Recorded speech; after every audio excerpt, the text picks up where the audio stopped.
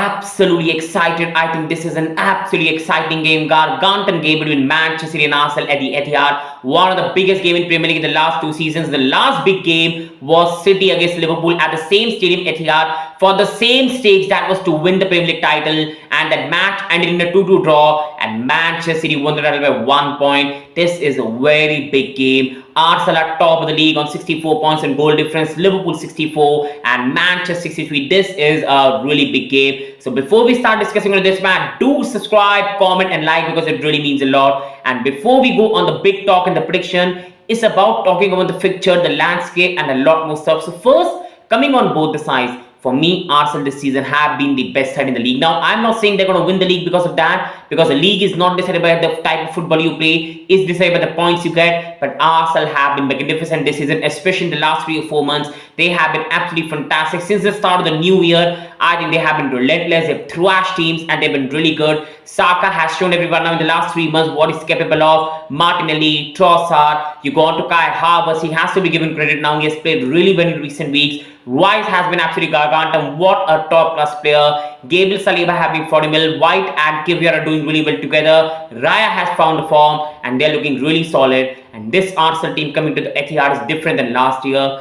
Last year, they were going through a bad form. They were in that occasion for the first time. And I think the occasion got the better of them. They were nervous. They were coming through bad results. Now they're coming with momentum. This season against the big sides, they've done really well. They have not lost to any big side this season. That is a big stat. Last year, they already lost at Old Trafford. They threw a 2-0 lead away to Liverpool. So last year was different. This year, Arsenal are really good against a big size. And then we go to Manchester City. For me, I think Manchester City fans will agree, they haven't been at their best this season. They haven't been at anywhere near their best. But even then, they are just on the verge to win the league. Winning this match, and I think they can go on and win the league. And that will only show the quality Manchester City have got. And see, I've got a lot of sympathy for Manchester City. The injuries to Kevin De Bruyne never helped. Then Grealish has been injured for the last 1.5 months. And Grealish and Doku are really different type of players. Then you go on to Stones being mostly injured for the whole season. So defensively, they haven't had the full starting 11. And that has not allowed Pep to play his proper football. Not allowed Pep to have his proper starting 11.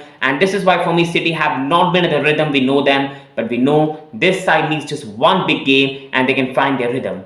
Now the question arises, for whom this match is the biggest? And for me, I think it's more big for Manchester City. But I also believe it's not that big of a deal. I know people are going to laugh at me for my comment, but I think all the pressure right now is on Liverpool. I think a draw in this game, no side is going to mind that too much. Because see, being very honest, Arsenal will love to win the league. They have a big chance, and there's no doubt there's a lot of pressure on Arsenal. There's a lot of pressure on Manchester City. But I don't think it's the same pressure that's on Liverpool. And I'm going to explain my reasoning why. The thing with Manchester City is that they've just come back after treble. Now, Pep Guardiola is one of the most motivated individuals to win a lot of trophies. He will want to win 4 Premier Leagues in a row, which no manager has ever done. But they just came after a treble. Whatever happens this season, City need to rebuild after the season. They need to sign 1 or 2 more players. Losing Gundogan, Mahrez was a big one. So City will have to go through a rebuild. They've just won 3 titles, 3 treble, 3 Premier Leagues in a row. It's not going to be the end of the world if they don't win the title this season. That will only give it a refreshness to the league and new challenge for the Manchester City players.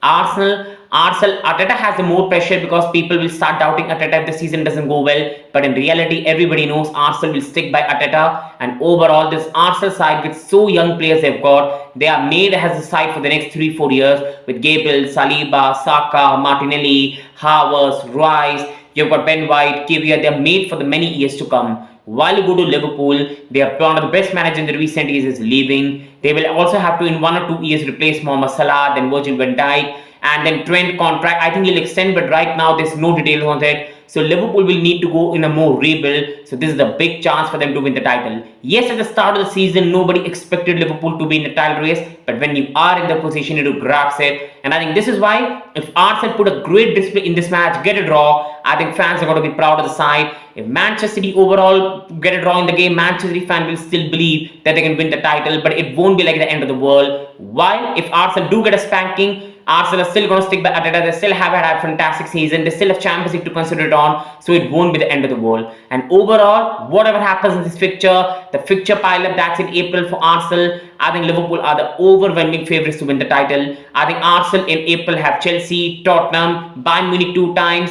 and I think it's going to take toll on them. Brighton as well, Aston Villa as well. That's going to take a lot of toll on Arsenal, and this is why I just see Liverpool having favourable fixtures.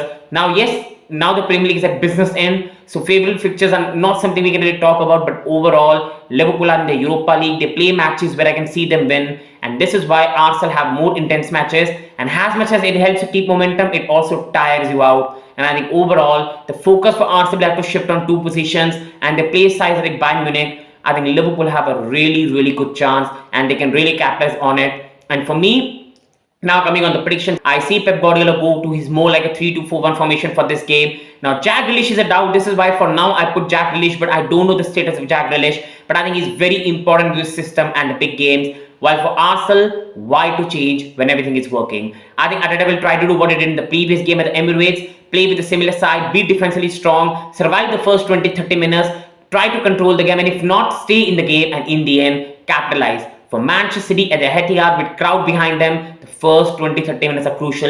If they get the early goal, it could open the floodgates. If they don't get the early goal, it's only going to give Arsenal more initiative. I just feel overall Etihad is a scary place, but this season with not having fit starting 11, they haven't had all players starting together, De Bruyne, Haaland, Grealish, Bernardo, Foden, all starting together in every game. I just think they don't have the momentum. We saw against Chelsea, we saw in recent matches where City has struggling to score goals. I just see this match coming after international break with no momentum helping Arsenal more, and I see a 1-1 draw in this game. I see this match being a KG1, and if this match was being played in 2 or 3 weeks time when City would have found some momentum, I would have gone for a 2-1 victory at the Etihad. But I think overall right now is the best time to play Manchester City for me for Arsenal after international break with no momentum, and I see Manchester City go with a 1-1 draw in this game, which is not going to like disappoint Arsenal a lot. They're going to be only 2 points behind Liverpool, while for Manchester City they still are 3 points behind Liverpool if they beat Brighton. Liverpool beat Brighton, and they still are in the race to win. This is my prediction, my opinion. Please like, subscribe, and hopefully you understand my perspective as a neutral. Thank you. Wishing you the best. Thank you.